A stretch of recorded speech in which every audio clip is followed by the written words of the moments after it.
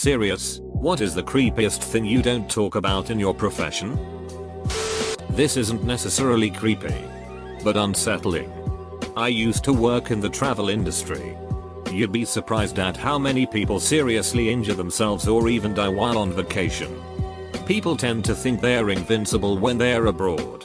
Spoiler alert, you are not. Buy travel insurance. Its security at a lot of places is a joke. You'd be horrified how at some high profile hold a lot of your personal data there isn't really an emphasis on security. Sure they do just enough, but it's more aimed at protecting their image and whatnot than your data. The smell of burning human flesh. I'm an industrial welder and occasionally have molten blob of steel land on exposed skin. We don't mention it outside of work because of obvious reasons.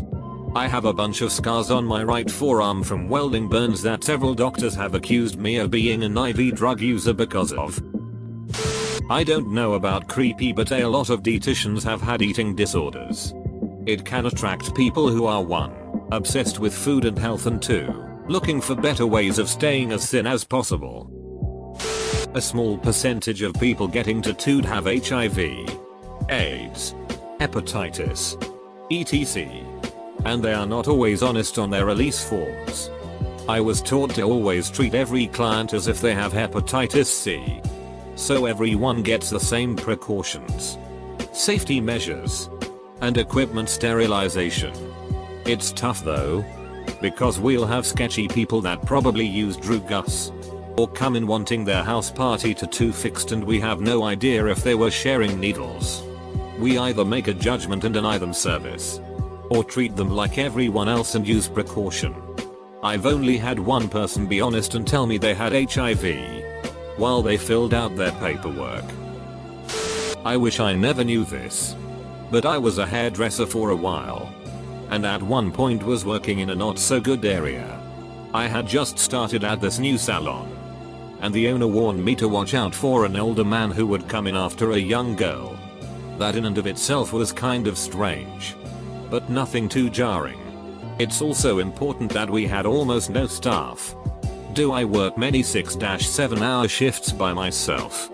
Well, one day a young woman, maybe 25 years old, came in, and an older man behind her, who said absolutely nothing. I took her to the chair, and like everyone else, asked her what she wanted. She pulled me close to her and said, "That man there thinks I'm getting my head shaved. He gave me $100, but just trim it." I looked back at the man, and there he was, starting to masturbate in the corner. I told him to leave and called the police. The girl started crying in the chair. It was by far the creepiest thing I've seen. I never knew people had fetishes like that. I wish I never knew. I'm a mailman, and sometimes people's houses just creep me out. Sometimes you walk up to a really rundown place with their mailbox hanging sideways and you just get a bad feeling like bad things happen here. It's also creepy how bad some people's houses smell. And I can smell that shit from outside. If you're a hoarder with 20 cats, I can smell all the cat piss and sweet rotting smell as soon as I go up your walkway. Also, delivering mail to sketchy businesses that are clearly fronts for something else is never really fun. Can make you pretty uneasy. I work in TV news and some viewers can be very creepy. People subconsciously feel like they know us because they see us every day in their homes. Some of the mail my co-workers receive is so questionable. Like one guy, a well-known and beloved weatherman, regularly gets postcards from the same dude that hates him and berates him. Another guy acts as if he actually knows one of our weekend anchors. In his letters talking about how they used to go to various concerts together. Nope. Once I opened a package with all these random objects, band-aids, Lays, a pair of socks, conversation hearts, and 5 valentines, each detailing how the person would storm the building.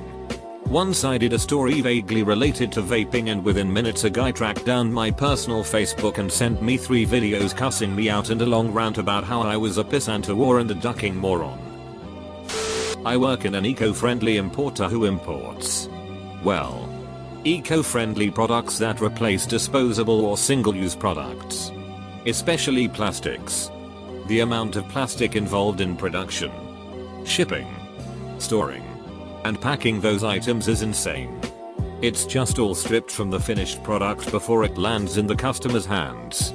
There's also issues with ordering from abroad, everything from factory waste to the fuels to get it here. It's really sad. And nobody addresses it. Ever. It's not talked about. We just strip off the plastic and toss it before shipping to the customer. Not really creepy but sad. And so very obviously ignored. Not really creepy. But I work at a wood shop.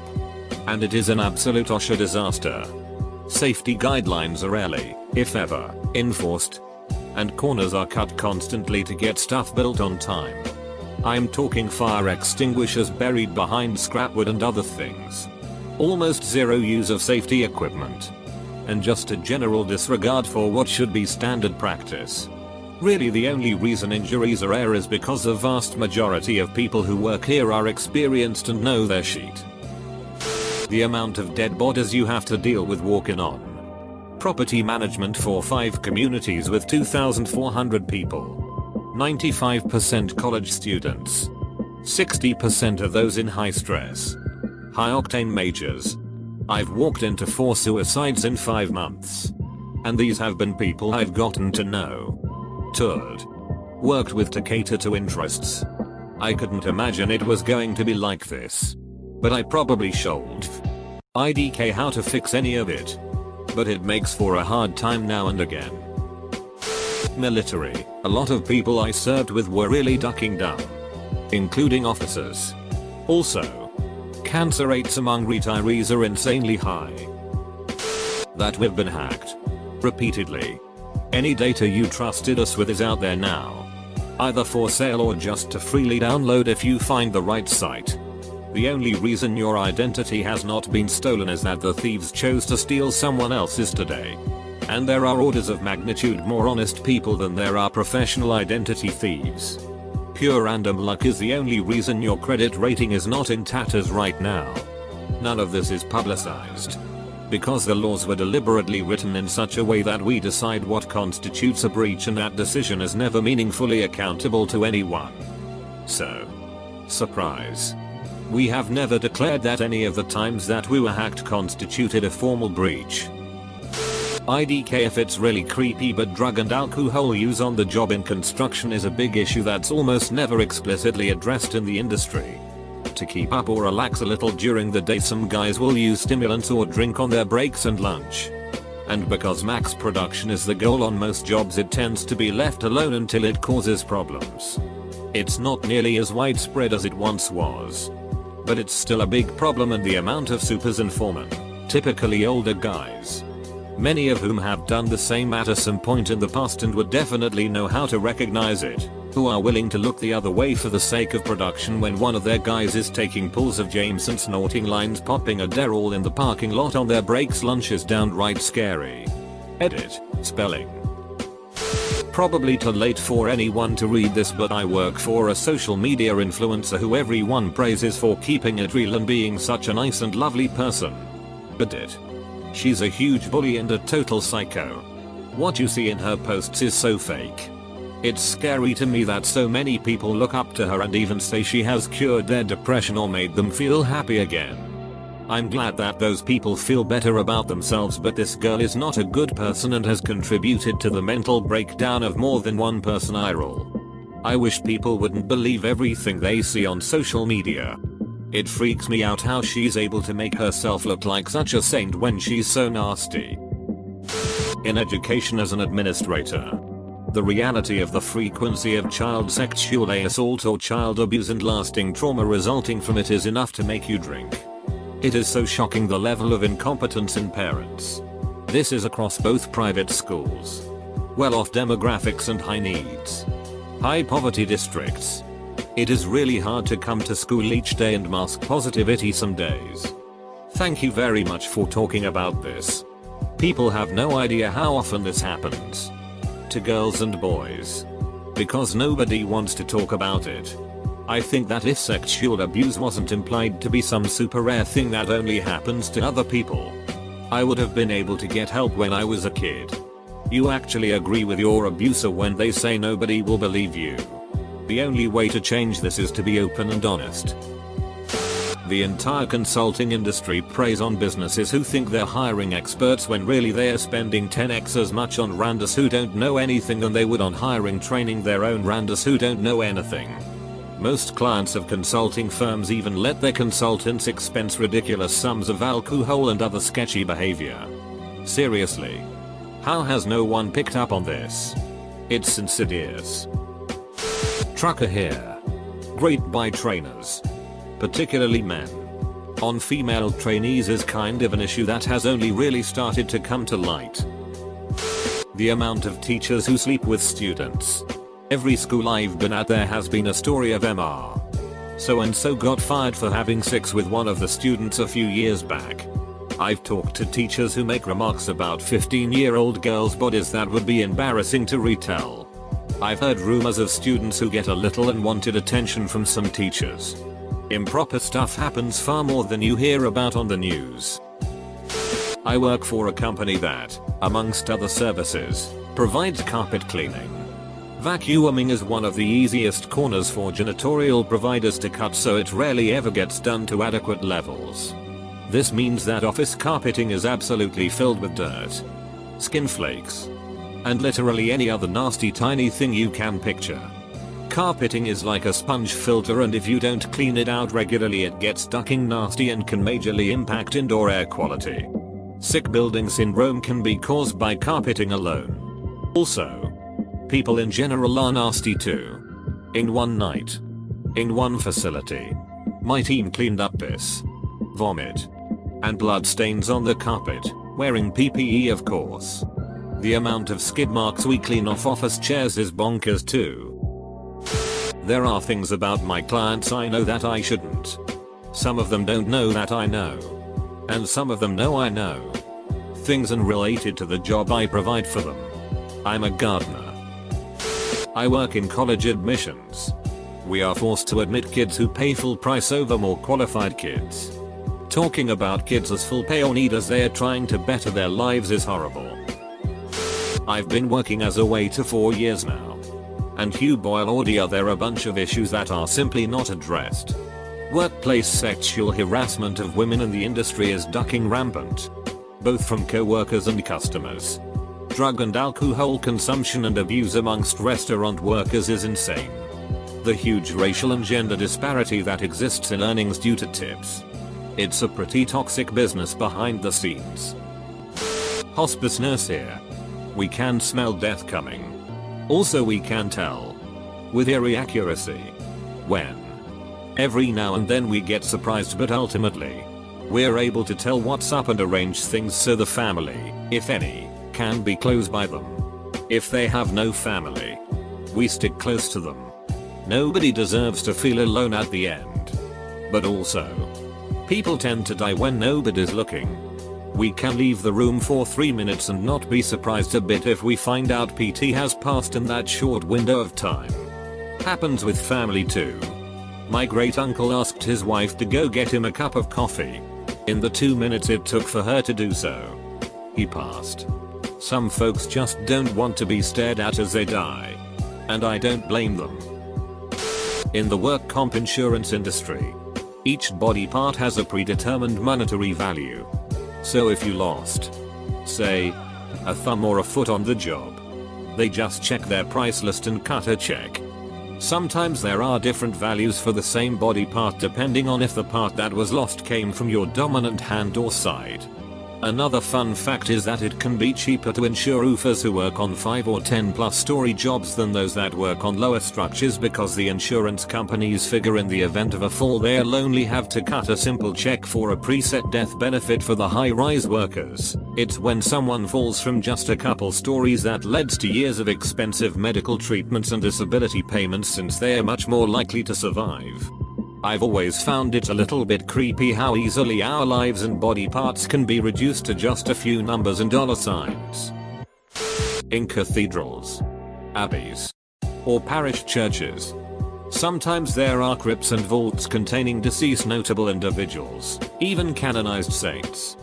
There's something eerie about practicing the organ at night in those dark, vast, reverberant spaces, especially when the sexton takes pleasure in commenting to the organist that he should practice quietly or risk waking the dead.